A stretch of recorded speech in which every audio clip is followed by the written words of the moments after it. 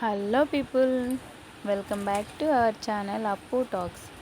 చూడండి ఎంత క్రిస్పీగా వచ్చాయో. సౌండ్ అబ్జర్వ్ చేయండి మీరు. టేస్ట్ అయితే చాలా బాగున్నాయండి. ఇవి చేసుకోవాలంటే పెద్ద ప్రాసెస్ ఏం కాదండి. సింపుల్గా అండ్ ఈజీగా చేసుకోవచ్చు. ఒకసారి ఇలా ట్రై చేయండి. ఎలా వచ్చాయో కామెంట్ చేయండి. అండ్ నా ఛానల్ని మీరు కొత్తగా చూస్తున్నట్లయితే please do like, share and subscribe my channel. And పక్కన ఒక గంట సింబల్ కూడా ఉంటుంది, అది నొక్కండి. ఎందుకంటే నేను పెట్టిన వీడియోస్ అనేటివి ఎప్పటికప్పుడు మీకు నోటిఫికేషన్ ద్వారా వస్తాయండి. అంతే. ఇప్పుడు వీడియోలోకి వెళ్ళిపోదాం. ఒక కప్పు పుట్నాలు ఉంటాయి కదండి, ఒక కప్పు పుట్నాలను మంచిగా గ్రైండ్ చేసుకోవాలి. స్మూత్గా ఉండాలి. అలా స్మూత్గా గ్రైండ్ చేసుకున్న పౌడర్ని ఒకసారి జల్లించుకోవాలి ఇలా. ఎందుకంటే ఏమన్నా డస్ట్ పార్టికల్స్ ఉన్నా లేదంటే ఉండలున్నా అవేమీ లేకుండా నీట్గా వచ్చేస్తాయి. ఒక కప్పు పుట్నాలకు 3 కప్పుల రైస్ ఫ్లోర్, అదేనండి బియ్యం పిండి తీసుకోవాలి. ఈ 1:3 రేషియోలో తీసుకోవాలి. పర్ఫెక్ట్గా వస్తాయి. మెజర్మెంట్ కోసం గ్లాస్ అన్నా ఏదైనా మీ ఇష్టం, మీకు ఏది కన్వీనియంట్గా ఉంటే అది తీసుకోండి. ఇలా 3 కప్పుల వరిపిండిని జల్లించుకోవాలి.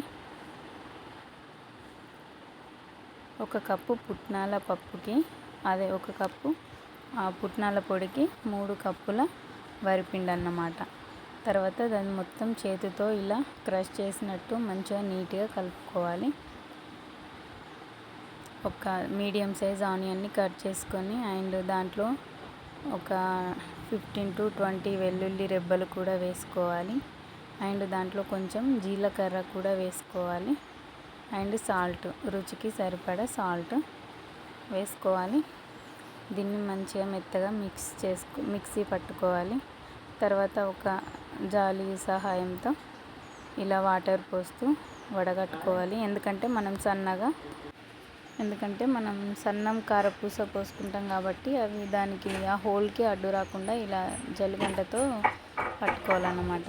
తర్వాత కొంచెం కారం, మీ రుచికి సరిపడా కారం, మీరు స్పైసీగా తినే వాళ్ళైతే ఎక్కువ, లేదంటే నార్మల్గా వేసుకొని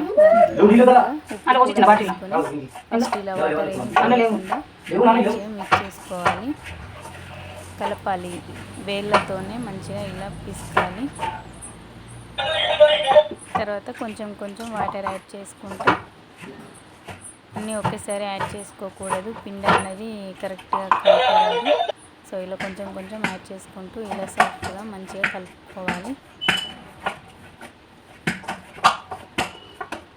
అండ్ ఇట్లా కారపూస గొట్టం ఉంటుంది కదా, దాంట్లో ఇలా సో మెనీ టైప్స్ ఆఫ్ బిళ్ళలు వస్తాయి కదా. సో నేనైతే ఇలా సన్నపు తీసుకున్నా. అది పెట్టేసి కొంచెం ఆ పావుకు కొంచెం ఆయిల్ అప్లై చేసుకోవాలి. ఫస్ట్ ఒక్కసారి అప్లై చేస్తే సరిపోతుంది, ప్రతిసారి అప్లై చేయాలని ఏమీ లేదు. ఒకసారి అది టైట్గా ఉందో లేదో మంచిగా చెక్ చేసుకొని దాంట్లో కొంచెం ఆయిల్ పెట్టేసి మనం కలిపి పెట్టుకున్న పిండిని చిన్న ముద్ద సైజులా చేసుకొని పొడవుగా దీంట్లో అమర్చుకోవాలి. చూడండి వీడియోలో చూపిస్తున్నట్లుగా.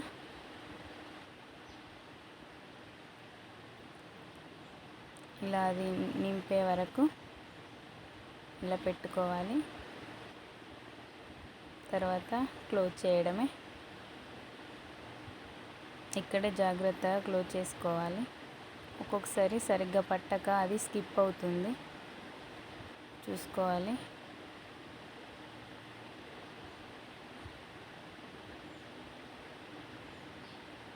అలా తింపి చూస్తే చూడండి అందులో ఒక లీక్ అవుతుంది కదా. ఓకే, ఇప్పుడు రెడీ అయినట్టే. అండ్ ఆయిల్ హీట్కి పెట్టుకోవాలి. ఒక ముకుట్లో ఆయిల్ వేసి అది హీట్ అయిన తర్వాత ఇలా పోసుకోవడమే. ఒక 1 minute అంతే, 1 minuteలో కాలిపోతుందండి. ఎందుకంటే మనం చాలా సన్న గొట్టం తీసుకున్నాం కదా. అది కాలిందని మనకి ఎలా తెలుస్తుందంటే ఆ నురగలు రావడం ఆగిపోతుంది. సో అప్పుడు అది ఫైన్గా మంచిగా క్రిస్పీగా కాలినట్టు సిగ్నల్ అన్నమాట. బిగినర్స్ అయినా ఎవరైనా సరే చాలా అంటే చాలా సింపుల్గా చేసుకుంటారు. అండ్ ఇలా తీసి పక్కన పెట్టుకోవడమే. ఆయిల్ పోయే వరకు అలా ఉంచి అండ్ ఒక బౌల్లోకి షిఫ్ట్ చేసుకోవాలి. మొత్తం అంతా పిండి కూడా సేమ్ ప్రాసెస్లో అలా వేసుకోవాలి. మీడియం ఫ్లేమ్లో కాల్చుకోవాలి, అప్పుడే మంచిగా క్రిస్పీగా కాలుతుంది. ఆయిల్ హీట్లోనే ఉండాలి, హీట్లో లేకపోతే ఆయిల్ బాగా అబ్జర్వ్ చేసుకుంటాయి. చూడండి ఎంత క్రిస్పీగా, ఎంత సాఫ్ట్గా, ఎంత టేస్టీగా ఉన్నాయంటే చాలా అంటే చాలా టేస్టీగా ఉన్నాయి. Thank you for watching.